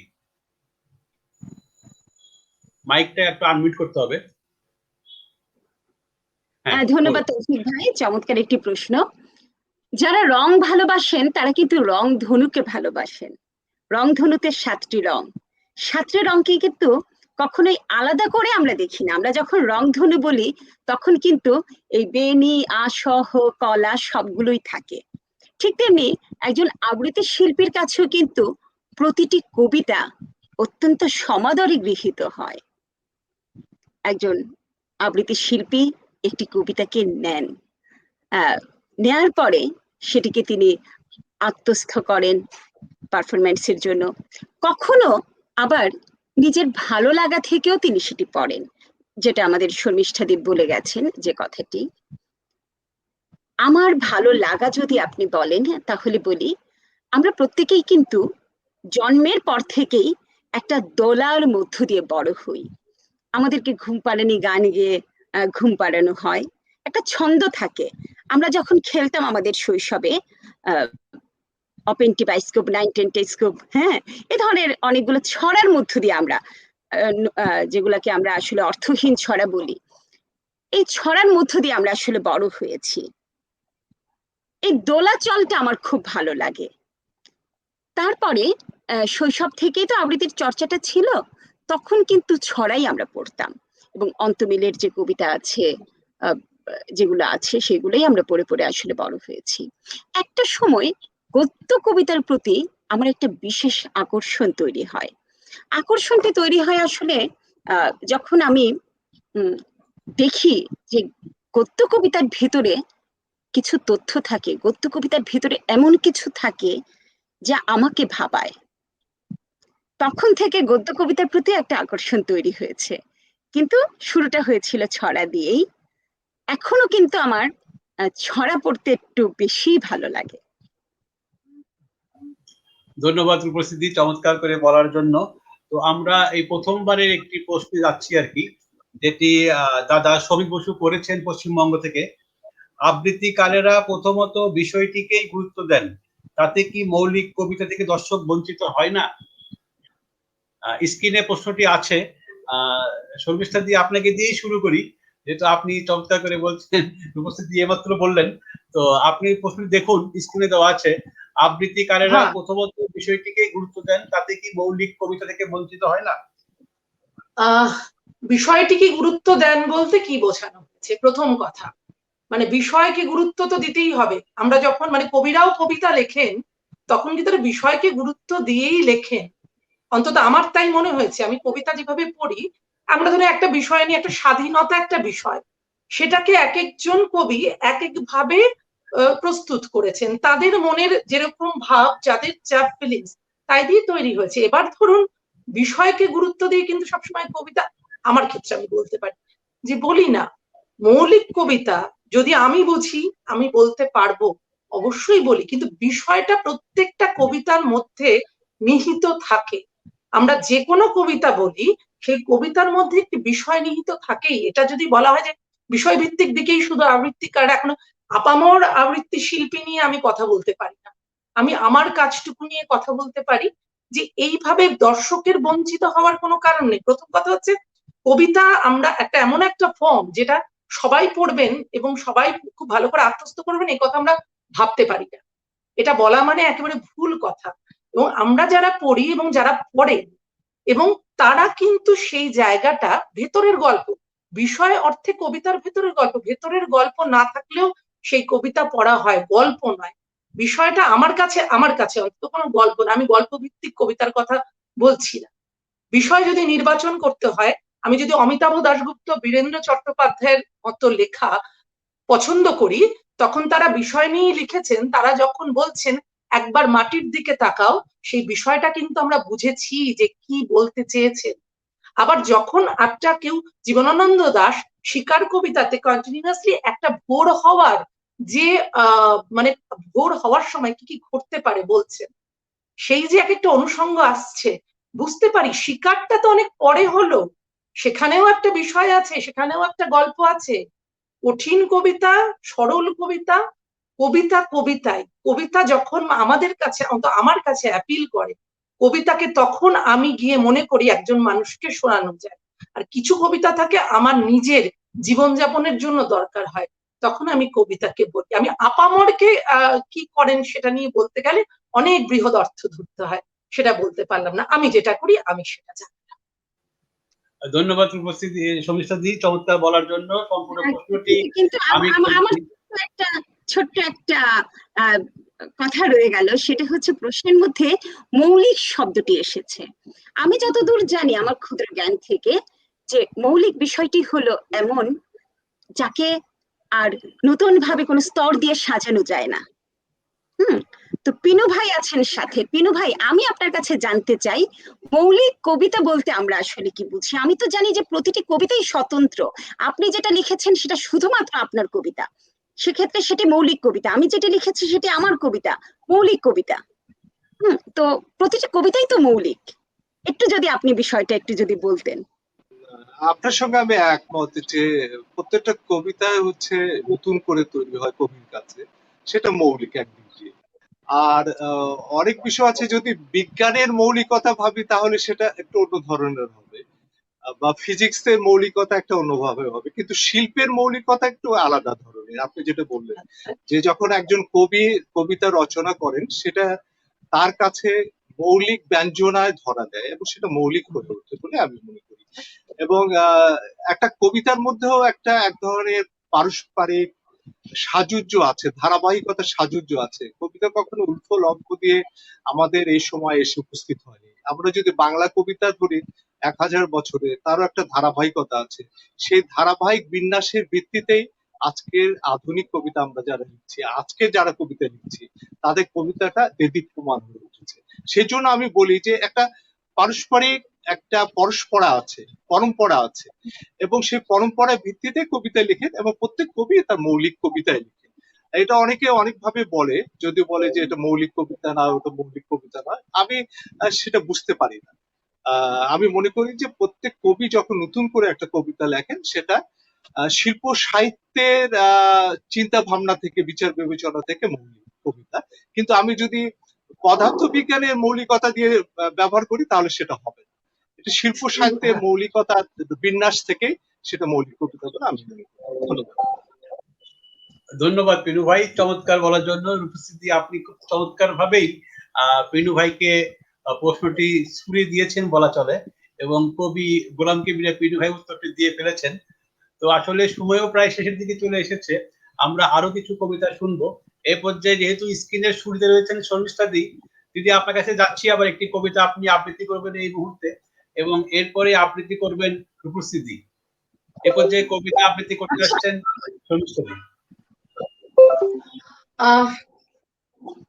আমরা এই এতক্ষণ ধরে বলছিলাম, মানে দাদা, কবি দাদা বারবার করে বলছেন তো যে আসলে মানুষের মধ্যে পরস্পর সম্প্রীতি থাকা দরকার। প্রত্যেকে প্রত্যেকের হাত ধরে চললেই তবেই কিন্তু একটা জার্নি তৈরি হয়। আমরা যদি সবাই ভাবি একা চলবো, এটা আমার একার, কোনোদিনও সেইখানে একটা জার্নি কমপ্লিট হয় না। সে কবি হোক, আবৃত্তিকার হোক, গানের শিল্পী হোক, মানে যারা পারফর্মিং আর্টে আছেন, যারা লেখালেখি করছেন, পুরোটাই। আমাদের পৃথিবীর যা এখন অবস্থা, তাই মনে হয়। একটা কবিতা আমরা জানি, সদ্য প্রয়াত শঙ্খ ঘোষের একটি কবিতা আমি বলছি। আয় আরো বেঁধে বেঁধে থাকি, আমাদের ডান পাশে ধস, আমাদের বাঁয়ে গিরিখাত, আমাদের মাথায় বোমারু, পায়ে পায়ে হিমানির বাঁধ। আমাদের পথ নেই কোনো, আমাদের ঘর গেছে উড়ে, আমাদের শিশুদের সব ছড়ানো রয়েছে কাছে দূরে। আমরাও তবে এইভাবে এ মুহূর্তে মরে যাব নাকি? আমাদের পথ নেই আর, আয় আরো বেঁধে বেঁধে থাকি। আমাদের ইতিহাস নেই, অথবা এমনই ইতিহাস আমাদের চোখ মুখ ঢাকা, আমরা ভিখারি 12 মাস। পৃথিবী হয়তো বেঁচে আছে, পৃথিবী হয়তো গেছে মরে, আমাদের কথা কে বা জানে? আমরা ফিরেছি দৌড়ে দৌড়ে। কিছুই কোথাও যদি নেই, তবু তো কজন আছি বাকি। আয় আরো হাতে হাত রেখে, আয় আরো বেঁধে বেঁধে থাকি। আয় আরো হাতে হাত রেখে, আয় আরো বেঁধে বেঁধে থাকি। ধন্যবাদ শর্মিষ্ঠা দি, চমৎকার একটি কবিতা, সদ্য প্রয়াত শঙ্খ ঘোষদার কবিতা আপনি আবৃত্তি করলেন। এ পর্যায়ে কবিতা নিয়ে আসছেন আমাদের কবি, আমাদের আবৃত্তি শিল্পী রূপস্থিতি। রূপস্থিতি, আপনি এখন একটি কবিতা আবৃত্তি করবেন। বিনম্র শ্রদ্ধা জানাচ্ছি প্রয়াত কবি শঙ্খ ঘোষকে। শর্মিষ্ঠাদি কবিতাটি পড়লেন, আমার মনে হলো তাহলে এই আমিও একটি কবিতা পড়ি শঙ্খ ঘোষের। বিশ্বাস। সব সময় কি ভালোই বলবে লোকে? মন্দ কথাও শুনতে হবে কিছু, তাই বলে কি ভেঙে পড়বে শোকে? তাতেই এমন করবে নিচু? এও প্রকৃতির জোয়ার ভাটার মতো, যাওয়া আসার ছন্দ মেনেই চলে। রাত্রিবেলায় বিরাট ছিল ক্ষত, ভোর ধুয়ে দেয় সবটা শিশিরে জলে। তোর মুখটাও যদি এক কাতর, আমার জীবন শূন্য লাগে তবে। আই তো দেখি অবিশ্বাসের পাথর সরিয়ে দুজন বাঁচি সগৌরবে। যখনই কোনো কারণে মন খারাপ হয়, তখনই কবিতাটি মনে করি, একটা অনুপ্রেরণা পাই, শক্তি পাই শঙ্খ ঘোষের এই কবিতায়। ধন্যবাদ উপস্থিতি, চমৎকার কবিতাটি পাঠ করার জন্য এবং তন্ময় হয়ে শুনছিলাম এই কবিতাটি। কবি কামরুন্নাহার কোহেলি বলছেন, চমৎকার বললেন পিনু ভাই, অশেষ ধন্যবাদ। বলাকা চক্রবর্তী বলছেন, অনেক দেরি করে আসলাম, পরে জানাবো। সুমন পাল বলছেন, উপস্থাপক, কবি, আবৃত্তিকারদের কবিতা আবৃত্তি আলোচনার সাথে উদ্যান টিভিকে ধন্যবাদ এমন ভালো অনুষ্ঠানের জন্য। আমরা অনুষ্ঠানের একেবারেই শেষ পর্যায়ে চলে এসেছি। আসলে ইচ্ছে ছিল আরো কিছুটা সময় বাড়িয়ে দেওয়ার জন্য আর কি। তো এই পর্যায়ে আমরা আরো কিছু কবিতা শুনবো। এ পর্যায়ে আসলে আবৃত্তি শিল্পীরা দুটো করে কবিতা আবৃত্তি করবেন একসঙ্গে। আর সবশেষে আমাদের আজকে আসরের কবি গোলাম কিবরিয়া ভাই, পিনু ভাই একটি কবিতা পাঠের মধ্য দিয়ে অনুষ্ঠানের সমাপ্তি ঘোষণা করব। যেহেতু এবার স্ক্রিনে সবার সামনে রয়েছেন রূপস্থিতি, রূপস্থিতি আপনি পরপর দুটি কবিতা আবৃত্তি করবেন, এরপর আবৃত্তি করবেন শর্মিষ্ঠা দি। রূপস্থিতি এখন কবিতা আবৃত্তি করছেন, দুটি কবিতা, আজকে আপনার শেষ দুটি কবিতা। একটা একটা করে পড়লে ভালো হতো। আচ্ছা, যাই হোক। আচ্ছা, আপনি কি একটা করে পড়তে যাচ্ছেন? মানে আপনি পড়ার পর কি শর্মিষ্ঠা দি পড়বেন? হ্যাঁ হ্যাঁ, এটা হলে মনে হয় ঠিক আছে, ভালো ঠিক হতো। আছে, পড়ুন পড়ুন পড়ুন পড়ুন। আমরা কয়েকদিন আগে রবীন্দ্র জয়ন্তী পালন করলাম, আগামীতে পালন করতে যাচ্ছি নজরুল জয়ন্তী। আমাদের জাতীয় কবি কাজী নজরুল ইসলামকে জানাই বিনম্র শ্রদ্ধা। মে মাসের প্রথম দিন ছিল মে দিবস, শ্রমিক দিবস। বিশ্বের সকল মেহনতি মানুষকে নিবেদন করছি কাজী নজরুল ইসলামের কবিতা কুলি মজুর। দেখিনু সেদিনই রেলে, কুলি বলে এক বাবু সাপ তারে ঠেলে দিলে নিচে ফেলে, চোখ ফেটে এলো জল। এমনি করে কি জগতে জুড়িয়া মার খাবে দুর্বল? যে দধিচি হাড় দিয়ে ওই বাষ্প সকট চলে, বাবু সাপ এসে চড়িল তাহাতে, কুলিরা পড়িল তলে। বেতন দিয়াছ? চুপড়াও যত মিথ্যাবাদীর দল। কত পাই দিয়ে কুলিদের, তুই কত ক্রোড় পেলি বল। রাজপথে তব চলিছে মোটর, সাগরে জাহাজ চলে, রেল পথে চলে বাষ্প শকট, দেশ ছেয়ে গেল কলে। বলতো এসব কাহাদের দান? তোমার অট্টালিকা কার খুনে রাঙা? ঠুলি খুলে দেখো, প্রতি ইটে আছে লেখা। তুমি জানো না গো, কিন্তু পথের প্রতি ধূলিকণা জানে। ওই পথ, ওই জাহাজ, শকট, অট্টালিকার মানে। আসিতেছে শুভ দিন, দিনে দিনে বহু বাড়ি আছে দেনা, শুধিতে হইবে ঋণ। হাতুড়ি শাবল গাঁইতি চালায়ে ভাঙিল যারা পাহাড়, পাহাড় কাটা সে পথের দুপাশে পড়িয়া যাদের হাড়। তোমারে সেবিতে হইল যাহারা, মজুর মুটেও কুলি, তোমারে বসিতে যারা পবিত্র, অঙ্গে লাগালো ধুলি। তারাই মানুষ, তারাই দেবতা, গাহে তাহাদেরই গান। তাদেরই ব্যথিত বক্ষে পা ফেলে আসে নব উত্থান। তুমি শুয়ে আছো তেতালার পরে, আমরা রহিব নিচে, অথচ তোমার দেবতা বলিব সে ভরসা আজ মিছে। সিক্ত যাদের সারা দেহ মন মাটির মমতা রসে, এই ধরনের তরণীর হাল রবে তাহাদেরই বসে। তারি পদরজ অঞ্জলি করি, মাথায় লইব তুলি, সকলের সাথে পথ চলি যার, পায়ে লাগিয়াছে ধুলি। আজ নিখিলের বেদনা আর্ত পীড়িতের মাখি খুন, লালে লাল হয়ে উঠেছে নবীন প্রভাতের নবারুণ। আজ হৃদয়ের জাম ধরা যত কবাট ভাঙিয়া দাও, রং করা ওই চামড়ার যত আবরণ খুলে নাও। আকাশের আজ যত বায়ু আছে হইয়া জমাট নীল, মাতামাতি করে ঢুকুক এ বুকে, খুলে দাও যত খিল। সকল আকাশ ভাঙিয়া পড়ুক আমাদের এই ঘরে, মোদের মাথায় চন্দ্র সূর্য তারারা পড়ুক ঝরে। সকল কালের সকল দেশের সকল মানুষ আসি, এক মোহনায় দাঁড়াইয়া শোনো এক মিলনের বাঁশি। এক জনে দিলে ব্যথা, সমান হইয়া বাজে সে বেদনা, সকলের বুকে সেথা একের অসম্মান। নিখিল মানব জাতির লজ্জা, সকলের অপমান। মহামানবের মহাবেদনার আজি মহা উত্থান, ঊর্ধ্বে হাসিছে ভগবান, নিচে কাঁপিতেছে শয়তান।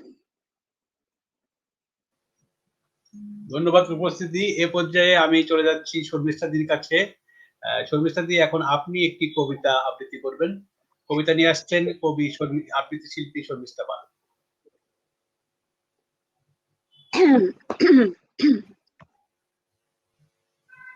মাইকটা যুদ্ধের বিরুদ্ধে।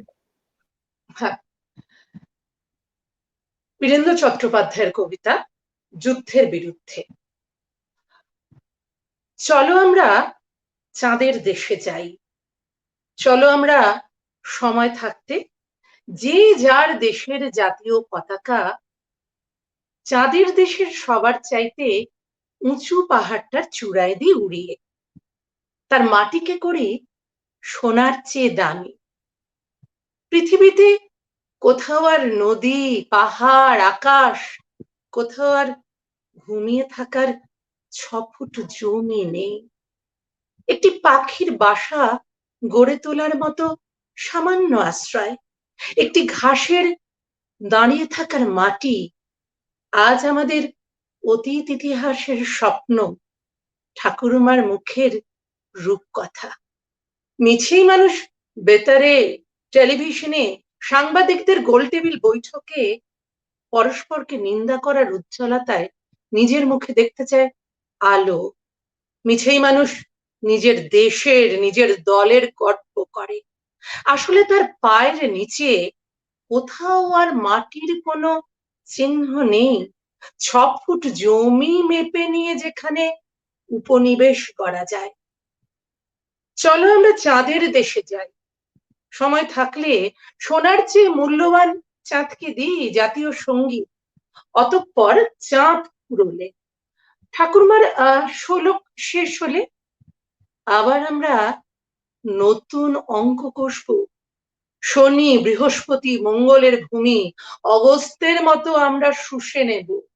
শান্তিকামী মানুষ বেঁচে থাকতে 6 ফুট জমি চাই। ধন্যবাদ শর্মিষ্ঠা দি। রূপসানা শিল্পী বলছেন অপূর্ব রূপশ্রী দিদি। বলাকা চক্রবর্তী বলছেন প্রথম থেকে অনুষ্ঠানটি উপভোগ করতে পারলাম না বলে দুঃখিত, এত সুন্দর হচ্ছে অনুষ্ঠানটি, কি বলবো, অসাধারণ। এ পর্যায়ে আরেকটি আজকের শেষ আবৃত্তি নিয়ে আসছেন রূপশ্রী চক্রবর্তী দিদি। যদি আজকে আপনার শেষ কবিতাটি আপনি এখন আবৃত্তি করবেন।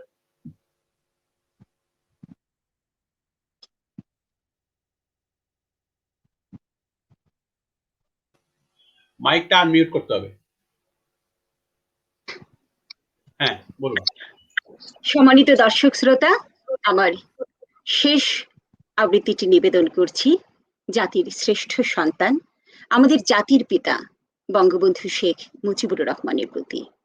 আবৃত্তি করছি শিশু সাহিত্যিক সুজন বড়ুয়ার ছড়া তেমন খোকা যায়। আমরা কেমন খোকা চাই, আমরা তেমন খোকা চাই, যে খোকাটি ওই পোকাটি খুঁজতে গিয়ে অন্ধকারে টোকা দিবে বন্ধ দ্বারে, এগিয়ে যাবে সৎ সাহসে, আনবে তিনি ভুবন চষে, সুখ হাসি যার সীমা নাই। আমরা তেমন খোকা চাই, আমরা কেমন খোকা চাই, আমরা তেমন খোকা চাই। কেমন খোকা?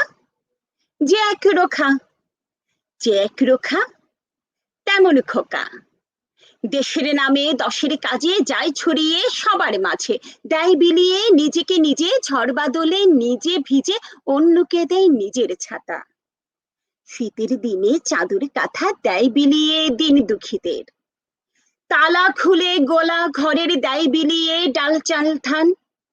তার কাছে সব মানুষ সমান, ভাবধারা যার এমন চাই, আমরা তেমন খোকা চাই, আমরা তেমন খোকা চাই। কেমন খোকা? তেমন খোকা, টুঙ্গি পাড়ায় জন্ম নিয়ে বিশ্বটাকে তাক লাগিয়ে ছড়িয়ে দিল বীর পরিচয়, বলল সে হোক বাঙালির জয়। বাঙালি হোক আকাশ সমানে, বাঙালি পাক সেরা সম্মান, এছাড়া যার চাওয়া নাই, আমরা তেমন খোকা চাই, আমরা তেমন খোকা চাই। কেমন খোকা? যে এক রোখা, আমরা কেমন খোকা চাই, আমরা তেমন খোকা চাই, আমরা তেমন খোকা চাই। ধন্যবাদ উপস্থিতি, চমৎকার একটি ছড়া পাঠ করার জন্য। শারমিন জুই বলছেন দারুণ বন্ধু, সম্ভবত আপনাকেই বলছেন। মাহবুবা ফারুক বলছেন সুন্দর আয়োজন। এ পর্যায়ে আমি আজকের শেষ কবিতা আবৃত্তি করার জন্য আমি শর্মিষ্ঠা দিকে অনুরোধ করবো। শর্মিষ্ঠা দি, আজকের শেষ কবিতাটি আপনি এখন আবৃত্তি করবেন। আজকে শেষ কবিতা কবি অমিতাভ দাশগুপ্তের 19শে মে আর 21শে ফেব্রুয়ারি।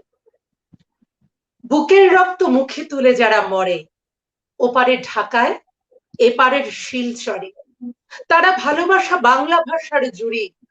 19শে মে আর 21শে ফেব্রুয়ারি, সিঁদুর কুড়িয়ে নেওয়া যায় এত আলো, প্রাণের পুণ্যে জমে ওঠে জম কালো, সে আলোয় দেয় মারের সাগর পারি। 19শে মে আর 21শে ফেব্রুয়ারি, সে আলো টলে না মৃত্যুর কালো ঝড়ে, তর্জনী তুলে জেগে থাকে ঘরে ঘরে, দুলিয়ে গলায় তাজা বুলেটের মারা, পার হয়ে যত শ্মশান ও কারবালা, হাজার মুখের মিছিলে দিয়েছে পারি। 19শে মে আর 21শে ফেব্রুয়ারি, 19শে মে আর 21শে ফেব্রুয়ারি। ধন্যবাদ শর্মিষ্ঠা দি। আজকে আসরের আসর মাতানো কবি এবং আমাদের সর্বজন শ্রদ্ধেয় কবি গোলাম কিবরিয়া পিনু ভাইয়ের একটি কবিতা পাঠের মধ্য দিয়েই আজকের অনুষ্ঠানটি শেষ হয়ে যাবে। আমি একটি ঘোষণা দিয়ে রাখতে যাচ্ছি, যে আমরা আসলে একটি পরিকল্পনা করেছি, সেটি হলো এমন যে এক আকাশের তারা শিরোনামে আমরা আবৃত্তি শিল্পী এবং আসরের একজন কবিকে নিয়ে আমরা 10টি এপিসোড করব। উদ্যান টেলিভিশনের এরকম একটি পরিকল্পনা রয়েছে যে আমরা সবাই মিলে প্রত্যেকটি আসরে একজন করে কবি থাকবেন এবং 2জন বা 3জন থাকবেন আবৃত্তি শিল্পী, তারা কবিতা পাঠ করবেন এবং এইগুলো নিয়ে আমাদের একটি তাৎক্ষণিক প্রস্তুতি থাকবে এবং আড্ডাও হবে আর কি। হয়তো অনুষ্ঠানটি আরো ভিন্ন মাত্রায় যোগ হবে অনেক কিছু। তো আজকের অনুষ্ঠানটির জন্য আপনারা এসেছেন, আপনাদের প্রত্যেককেই আমাদের উদ্যান টেলিভিশনের পক্ষ থেকে এবং উদ্যান লিটিল ম্যাগাজিনের পক্ষ থেকে জানাই আন্তরিক অভিবাদন এবং আপনাদের প্রতি শ্রদ্ধা। এ পর্যায়ে কবিতা নিয়ে আসছেন কবি গোলাম কিবরিয়া পিনু ভাই। গোলাম কিবরিয়া পিনু ভাই কবিতার মধ্য দিয়ে আজকের অনুষ্ঠানটির সমাপ্তি ঘোষণা হবে। আমি বিদায় নিচ্ছি, তার আগে সবাইকে শুভরাত্রি। গোলাম কিবরিয়া পিনু ভাই এখন কবিতা পাঠ করছেন। কবিতা শিরোনাম নিরঙ্কুশ ভালোবাসা বলে কিছু নেই। নিরঙ্কুশ ভালো বলে কিছু নেই, নিরঙ্কুশ ভালোবাসা বলে কিছু নেই। তারপরও প্রেমের নদীটি শুষ্ক হয়ে থাক আমিও চাই না। মহানন্দা থেকে দমোদর পর্যন্ত অন্তত মূল স্রোত উর্মি মুখর থাকুক, নদী তীর ও সমুদ্র তট থাকুক জলপূর্ণ। নিরঙ্কুশ ভালোবাসা বলে কিছু নেই, তারপরও ভালোবাসা আছে বলে বীজতলা, মুকুল উদ্গম, পুষ্পসজ্জা, শোকযাত্রার পর গর্ভ মোচনের আনন্দ। ডানাওয়ালা হিংস্র পাখির পাকসাথে আহত হওয়ার পরও পাথর কাকুরে মাটিতে ফলিয়েছে শস্য। ত্রোশরেণু আর ধুলো মেখে অগ্নিদগ্ধ প্রান্তর পার হয়েছে আমিও, নিজের আকাশে দেখেছি ঝুলন পূর্ণিমা।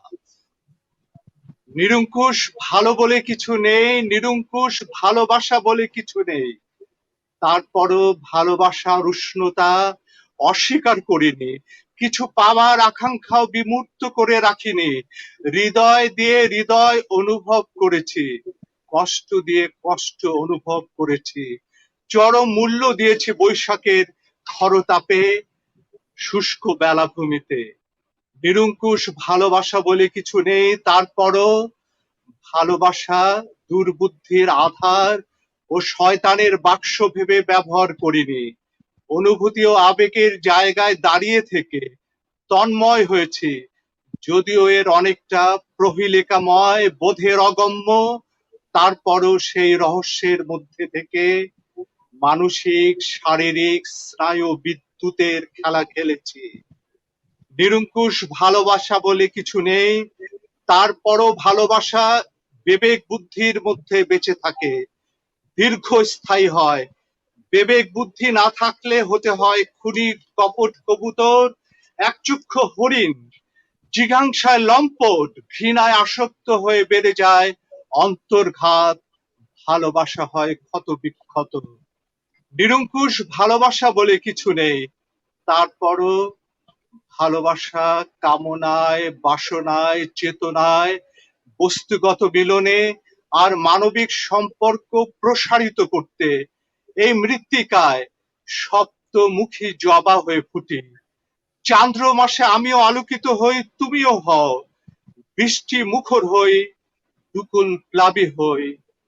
নিরঙ্কুশ ভালোবাসা বলে কিছু নেই, নিরঙ্কুশ ভালোবাসা বলে কিছু নেই। ধন্যবাদ। ধন্যবাদ।